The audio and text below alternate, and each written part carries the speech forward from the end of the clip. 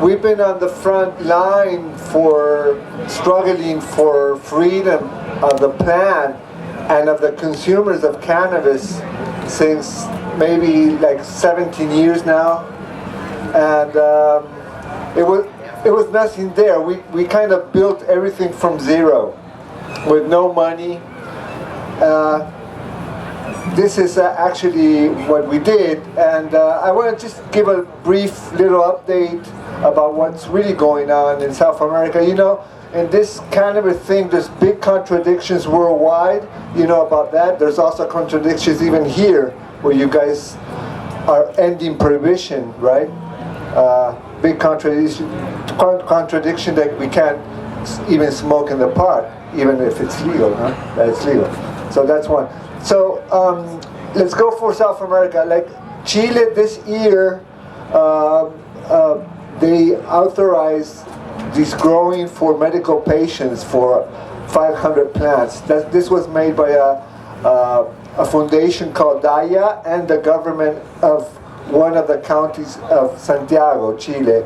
And after that, they are continuing to discuss the commissions in Congress, the change of the law number 20,000, that's the name of the law.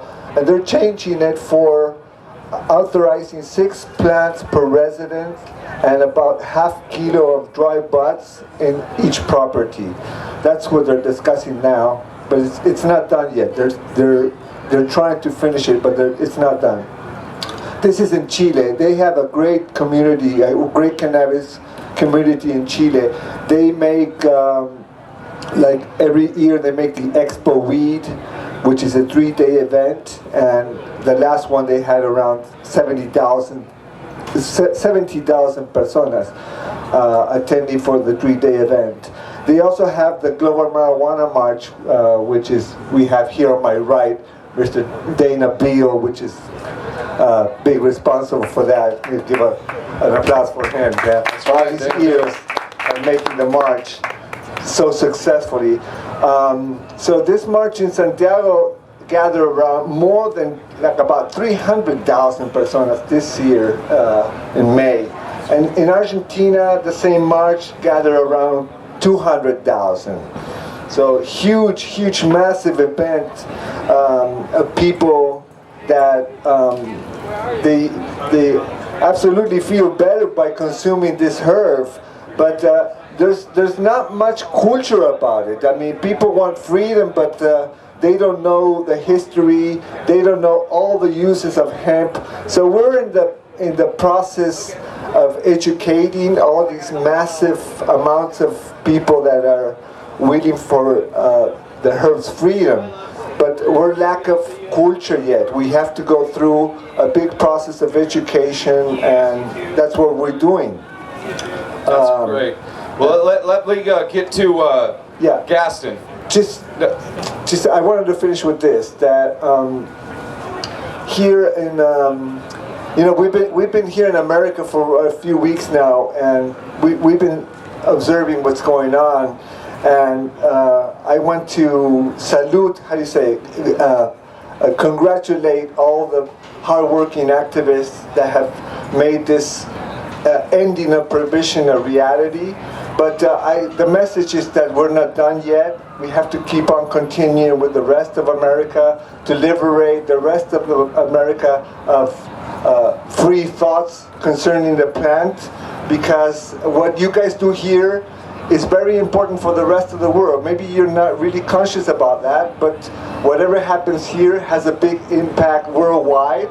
So I was here last year when you guys were with Prop 91, and you succeeded. So I want to congratulate all the hardworking activists and tell them that thank you for the hard work, but we're not done yet. We have to continue and spreading the word. Thank you. Thank you so much. So we don't have, actually, there's no hemp in South America, only in Uruguay, a project of just a research project. We used to have hemp, but we don't have it anymore.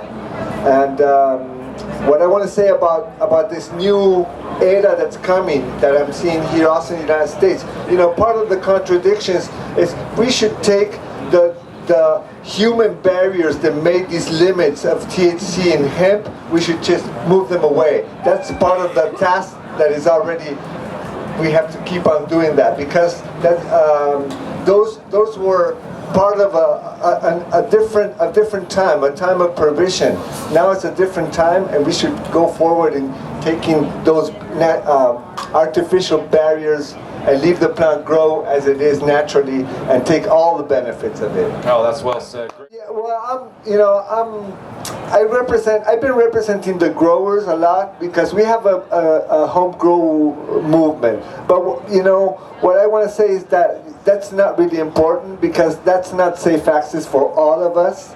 We got to go forward in trying to find a different way of getting access besides the home grow. I think you guys are a big example for the rest of the world. I think many of us are going to be inspired by Oregon and by the United States in general, but Oregon, I think the Oregon law is really good, and you guys have been following the information, right? All the money has been That's right.